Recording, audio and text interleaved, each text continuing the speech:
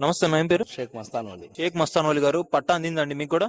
అదే వచ్చింది. పట్టా అసలు వస్తుందని చెప్పి మీరు ఎప్పుడైనా అనుకున్నారా? అంటే వచ్చే ప్రతి ఒక్క నాయకులు రావడం రాసుకొని పోతా ఉంటారు.